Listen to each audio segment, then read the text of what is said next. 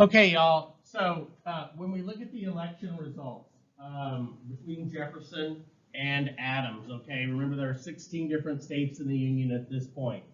Thomas Jefferson ends up with 73, but remember, as I was talking about yesterday, there was sort of this new idea to have a ticket where it wasn't just the most popular guy, the second most popular guy becomes president and then vice president. The idea was if you want Jefferson president, to keep Adams out, you should also vote for Aaron Burr. So the two men ended up tying, getting the same number of electoral votes. It's kind of hard to see on this graph. This isn't the best graph around, y'all. But the red shown here, you can see that the Democratic Republicans, Jefferson's people, won the West and they won the South. And very importantly, they won New York as well. They even got half of Pennsylvania's electoral votes, okay? And so the result was they won by 8 electoral votes. But there's a problem. There's a tie between Jefferson and Burr. And that means since no presidential candidate has an electoral college majority, the election will be thrown into the House of Representatives. It's still that way, y'all, even with the 12th Amendment. If we ever had a really powerful third-party candidate, and we really haven't since 1912 when Teddy Roosevelt won, and Teddy was able to actually win quite a few states, but Wilson was able to win enough, that was a Democrat, that we did not fail to have a president without an electoral majority. We would still have to have the election thrown into the House of Representatives. Now, when that happens, it's an interesting kind of thing. Like I said, it potentially could still happen if we ever had a third-party candidate or minor party. I like to call them minor party because they usually aren't close to being first or second. And if we did, y'all, it could maybe keep somebody from getting a majority of the electoral votes.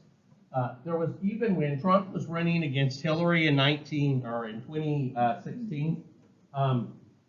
I had my students do, and we always do this in election years, basically do a electoral college map, and we went through and I had them kind of predict who was going to win what state and all that. And there was one scenario where Trump and Hillary tied, and then the election would have been thrown into the House of Representatives. That didn't happen, as you guys know. Trump ends up winning that election. But there was a possibility that it could happen, even if just a couple of electors decided they didn't want to vote for Trump or Hillary.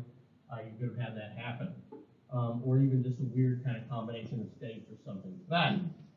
So when there's no electoral college majority, the House of Representatives has to pick the president. The way I understand it, my reading of the Constitution, the vice president is picked by the Senate. Now, so when the House votes, is it just a simple like, okay, the number of people in the House, all of y'all get one vote, we'll vote to see who will be president? No, they vote as states.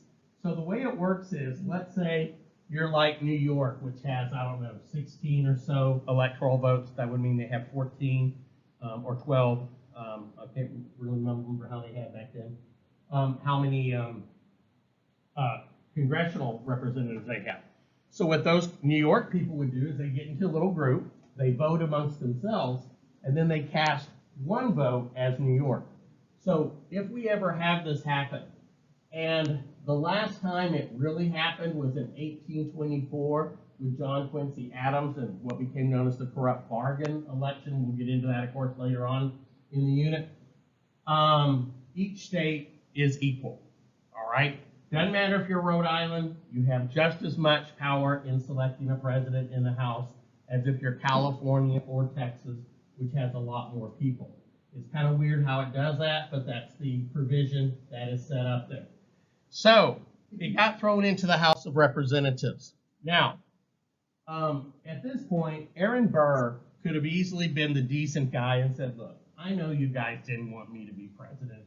You know, I'm going to ask some electors to not vote for me. And then I will come in second, and I'll end up being vice president. But he didn't do that. Burr starts thinking, I could maybe swing this and make it work, and I could end up being president in this deal. And so they have vote after vote after vote, and they just can't get Jefferson a majority. But this is the crazy thing, y'all. It wasn't the new representatives from the November election who were doing the voting. Remember, the election was in November. The new guys that had been elected to the House had not been sworn in yet. So these were Federalists, y'all. A Federalist majority were having to pick between a couple of Democratic Republicans to be president. Like, man, which side of the head you want to get hit on? And they just could not decide. Finally, and this is on your notes from the previous lecture, some of y'all I know had questions about that. Who solves the problem? Alexander Hamilton. It's weird. Hamilton gets involved. He instructs some of them not to vote, to not vote, and to hold out. And he gets Thomas Jefferson the presidency. Now, why is that weird? He hated Jefferson. But in Alexander Hamilton's mind, even though he disagreed with Jefferson, Jefferson was a good American. He was a good man compared to Aaron Burr, who he thought is basically Satan's child, Aaron Burr was an absolutely loathsome human being. And this is going to be the first of the many things, y'all, that will ultimately lead to Aaron Burr having a duel and killing Alexander Hamilton. So it's kind of neat how Alexander Hamilton put himself, his own beliefs aside, his own personal feelings, to basically do what was best for the country. Kind of neat. Now, lame duck. Please make sure you guys know what a lame duck is. Right? Come on. You notice how it kind of had trouble walking across? That's because the duck is lame. Now, why do we call them lame ducks? Well, a lame duck is pretty worthless. It can't do much. It can't go anywhere. It's pretty vulnerable. And in politics, that's a term you guys need to know. When we have an election, okay, elections used to be in November for the presidency, but you weren't sworn in until March. So there were 4 months where one party or one group of representatives were on their way out, right? One group of representatives were on their way out, and another group of representatives were on their way in. We usually refer to this, though, more to a lame duck president. Now, oftentimes, presidents do their time. They're not running again, and they're out. Sometimes a president actually gets defeated in November, and we used to have to wait until March for the new president to come in. This is known as the lame duck period because the president is basically useless, right? Because everybody's like, dude, you're going to be out of here in a few weeks, man. I don't even need to listen to you anymore. You're kind of useless. And so we call this the lame duck period. Now, in the 1930s, we changed this to January. Now, you are elected in November or rejected in some cases in November, and you take office in January. We try to shorten that so-called lame duck period. So please make sure you guys know what a lame duck is. Now, the 1800 election is basically the beginning of the end for the Federalist Party. They just don't know it yet. They're dead, but they don't know it. They're never going to win another presidential election. Okay? Now, what do?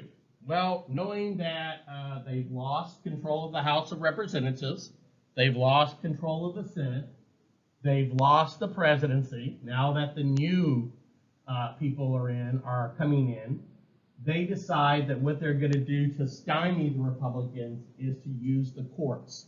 Now, it isn't quite like it is today where courts frequently rule on the constitutionality of legislation, like, hey, is this law legit or something? But courts, y'all, can do a lot to slow down what you want to do. And so what the the Federalists decided to do is to create a bunch of new judges to make life a living hell for the Democratic Republicans. They passed what's known as the Judiciary Act of 1801. Now, this is only like 19 days before Adams leaves office in March of 1801, and this will allow Adams, y'all, to pick and then to get confirmed by the Federalist majority that's on its way out, a bunch of judges. Make sure you guys know this term, midnight judges. By midnight, the implication is these judges are appointed in the last minute. Now, in truth, y'all, they were appointed a few days beforehand. I don't know if Adams even picked any judges on the last afternoon that he was president or not, but the image you get from that name and from history is that Adams is there to the last second. Another judge, ha ha ha, Jefferson, ha ha, another judge, you know. But he was appointing a lot of judges who would be Federalists, who believed in the Federalist philosophy, remember, of broad construction versus narrow construction, who would disagree with everything Jefferson wanted to do. You also need to know the name of the most important of those midnight judges. His name was John Marshall, and John Marshall would be appointed Chief Justice of the United States Supreme Court. As you guys will see, probably tomorrow, maybe today, John Marshall is probably the most important judge our Supreme Court justice in American history. He single-handedly, y'all, makes the Supreme Court a co-equal branch of the executive, our presidents, and of the legislative, our Congress and the Senate. He does that, y'all, by discovering a power that we will call judicial review. And you'll hear that till you're sick of it, but I can't let you guys get through a U.S. history class without knowing what judicial review is. The power to declare a law unconstitutional, or even an action of the president or somebody in the executive branch. All right, go ahead and stop. Yeah, I forgot to say on the last slide that Supreme Court judges and judges in general, at least federal judges, serve for life. They can only be removed if they really seriously violate the law, or if they they quit. That's the only way they can go. And you guys may have noticed on our Supreme Court, we don't have many judges actually retire, because they're afraid, hey, if I retire, this crazy person that's president now, they always think the current president is crazy if they're the opposite party, will appoint somebody who believes just the opposite. And I mean, I'm joking, of course, but we have people that are on the Supreme Court right now that are dead. They just don't know they're dead yet, Somebody hasn't told them. I think we wait till they start smelling or decomposing. Then we're like, oh yeah, they're dead. We need to get them off of there. Yeah. And so that's sort of the problem. So why I make a point of that, y'all, is when these judges got picked by Adams, they will be in power for all of 8 years of Jefferson's time, all 8 years of Madison's time, all 8 years of Monroe's time, and even into the 4 years of John Quincy Adams' time. Long after the Federalist Party is dead, y'all, these guys will still be making legislation. Now, on this slide here, I've got a couple videos. Adam Norris has one on the Revolution of 1800. So what is the Revolution of 1800? And I want to talk about that a little bit. And what's interesting is I originally made this video in 2017, just after the election of Trump and the inauguration of Trump.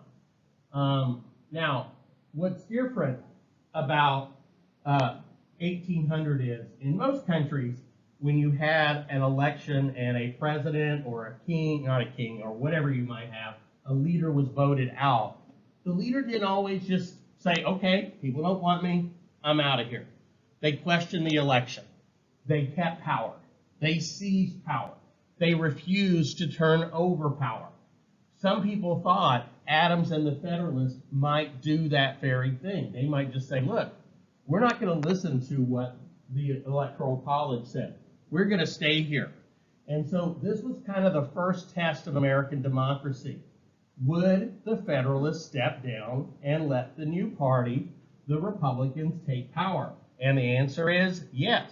Doesn't mean Adams liked it. Adams didn't stay there. He didn't shake hands with Jefferson. He split town. He was a very, very bad loser. But he did accept it. And as you will see, it isn't just Adams doing the right thing. Jefferson is going to be very calm when he takes over. He's not going to completely turn things upside down. He's going to show that just because you elect somebody who disagrees doesn't mean the country does a 180 and starts doing something completely different. Jefferson is going to be fairly moderate. He's going to keep a lot of the Federalist ideas, which is kind of good. If somebody has a good idea, keep it. Don't just change it because, oh, I didn't like that other party or that other guy. I'm going to get rid of their idea. And so in 2017, when Trump was inaugurated, a lot of people didn't like it. There were protests in the streets of Washington, D.C. Cars were burned. Massive protests. Those people had not accepted the election. That was fairly new, right? Then in 2020, when Trump was defeated and Biden, they were counting the Electoral College votes on January 6, 2021. What happened in Washington, D.C. at the Capitol? There was a riot, right? People broke in there. Their hope was to interfere with the counting of the vote. That just didn't used to happen, y'all. I mean, as a history teacher, and I used to teach us like, hey, we don't ever have people questioning elections or questioning who won. Well, 2017 we did, with people saying, he's not my president, not my president. We had a little bit of that in 2000 with Bush, the second Bush. We had that too with people in 2021. Hey, he's not my president, I didn't vote for him. I don't think he won or whatever. You hear people saying that kind of stuff. So it's kind of sad, y'all, that we've kind of abandoned what we did right for over 220-something years, with people now openly questioning elections, not liking the results, trying to stop stuff, there. So it's not quite revolutionary. It doesn't change stuff, but understand the importance. Jefferson did his part by not completely changing everything, and Adams and the Federalists did their part by accepting the results and understanding they had lost the election. Now, Jefferson's inauguration. Now, Jefferson was the first president to actually be inaugurated in the new U.S. Capitol, that is Washington, D.C., and in the new U.S. Capitol, that is with an O-L, the building. Adams had, it had not been ready for Adams, but he did get to live in the White House, and the Capitol was kind of at least somewhat finished when Adams was president. Jefferson is the first that gets to actually be inaugurated there. And of course, that's Washington, D.C. Then we decided to add the name Washington as a tribute to our founding father, the father of our country, George Washington. Originally, it was just the District of Columbia, but now it's Washington, D.C. Now, the thing is, as a Democratic Republican or just a Republican, remember his belief was to take power away from the federal government, the central government, more to the state and local governments. Remember, that's what his party believed. Power should be distributed more amongst the states. Not to the level of the Articles of Confederation, but they definitely need more power than they had under the Federalists. He also, of course, was kind of opposed to this so-called aristocratic feud. Now remember, he did believe in an aristocracy, but an aristocracy of talent, not just an aristocracy of the people who were well-born or who were rich. He wanted to make government more available towards more people. But of course, they had to be competent. You've got to remember that even Jefferson and Madison did have a little bit of distrust of the common person. They thought a lot of Americans could be easily misled. We weren't very informed. It's not like today where we basically think, hey, do you have a heartbeat? Have you been alive for 18 years? You should be able to vote. Yeah, today we kind of want everybody to be able to vote. That's kind of where we've evolved to that point. They weren't quite like that. Yes, we would like a lot of people to vote, but they must be competent. They must know what they're talking about. And of course, they had to be 21 years old. They had to be white. They had to be male. And in some states they still had to own property. So that did cut out a lot of people. Now, what's interesting, and I'm going to talk about his inaugural address more. You know, the inaugural address is the speech that the president gives after he or she is sworn in. He challenged the people to seek what he called the essentials of democracy. The first thing is to tolerate dissent. And that's so important, y'all. Just because you or I may disagree about some things the government does or doesn't do, doesn't mean we're anti-American. You can love America, but you can disagree about what we should be doing, right? That's a key part of a democracy, is to tolerate differences. Okay, when we stop listening to each other and shout each other down or call each other traitors or demons and stuff, we're in for some rough times, like now. Conciliation of differences, right? You know, let's look at our differences and let's see areas that we can agree. I mean, that's essential in politics. Compromise, y'all, is so important. Something I think that is kind of lacking, I hate to say right now. And finally, unity, even with diversity. Now, you'll hear AP talk a lot about diversity, or as people call it now, diversity. I don't know when it became a long I as opposed to a short I. I always call it diversity. Now everybody's like diversity, whatever. You know, we hear a lot about our diversity that we have now, and we truly are a diverse nation now, much more than we were then. But they thought they were kind of diverse then too. They had white people who were Democratic Republicans, and they had white people who were, you know, the Federalists. That's diverse. They had people of different faiths. Now, they were Christian faith, but they had people of that. So, and, you know, their background, some of them did come originally, families from Germany and places, but they were predominantly all British, either English, Scottish, Welsh, or Northern Irish. That's not very diverse by our standards today, but in their minds, that was very diverse. So find ways to unite, okay? This sometimes comes up on your STAR test, and I'm sure you guys already know this. You know, we have a couple of different mottos for the United States, right? One that we have is, "In God we trust." Now, we kind of added that later. It's on our money. It's in a lot of buildings and things like that. That was kind of a reaction to the Soviet Union, which was an atheist state. And we wanted to remind everybody, hey, in God we trust. But we have another one, right? And in Latin, or translated from Latin, it basically comes to out of many, one. Okay?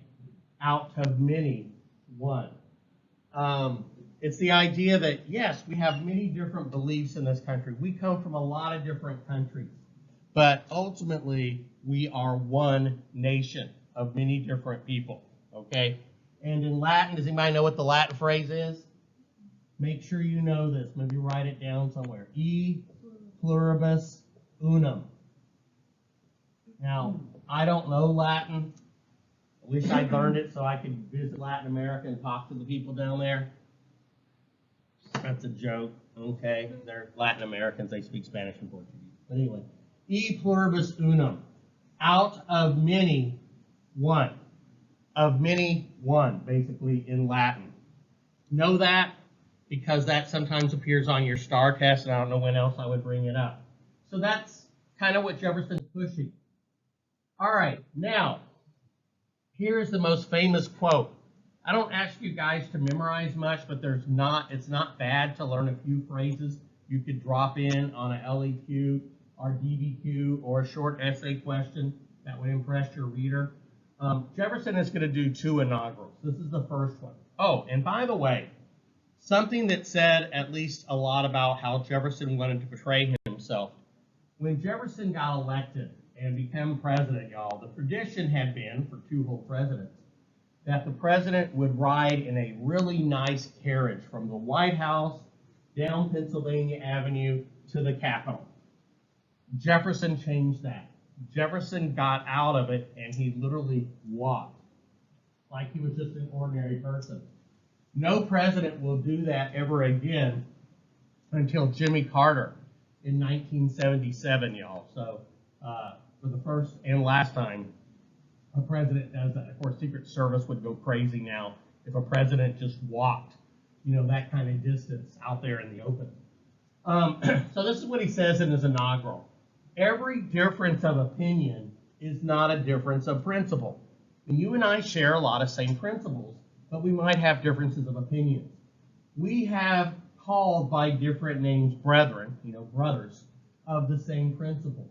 And then look at these words. We are all Republicans, and we are all Federalists. Now, I asked you in your notes, what does that mean? Well, think about it. He is basically saying, none of us are probably purely Republican. None of us are purely Federalist. We all probably agree on some aspects of the others. All Americans share a lot of Republican principles. All Americans share some Federalist principles. Even today, maybe there are people that way that are like pure Republicans over here and people who are pure Democrats here and can't agree on anything with the other side. I hope that's not the case because we agree on a lot. We just focus, sadly, on the stuff that we disagree more than the stuff we agree on, right?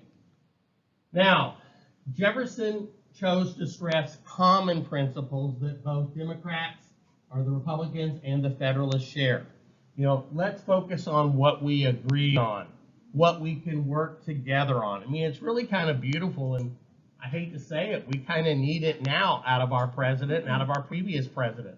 We needed somebody who could stress what we agreed on rather than so much about what we disagree on. You can't pretend the other part of the country are all evil because they disagree with you. Now, here's another important phrase you guys need to know. And a lot of smart people, y'all, who are otherwise pretty educated about American history get this wrong. A lot of people will say George Washington, in his farewell address, warned Americans about entangling alliances. That's not true. Washington had a problem with permanent alliances. Washington knew that if you made a permanent alliance like we had with France, that could spell disaster if something changed with that country. Jefferson took it a step further. Jefferson was worried about alliances, period. He called them entangling. You make an alliance with a country, and that country is attacked, what do you have to do? You got to help them. And that might get you in a war that you don't need to be in. Right? Now, did we have an alliance with Ukraine? No, but we've come to their aid. I don't know if we had a formal alliance with Israel, but we are coming to their aid. Now, NATO, we do have an alliance with. We have an alliance with Australia. We have alliances with other countries. And if they're attacked, we have to come to their aid. And allegedly, of course, if we're attacked, they're supposed to come to ours. He was really worried, y'all, that could get us into a war. All right, we'll go ahead and stop there.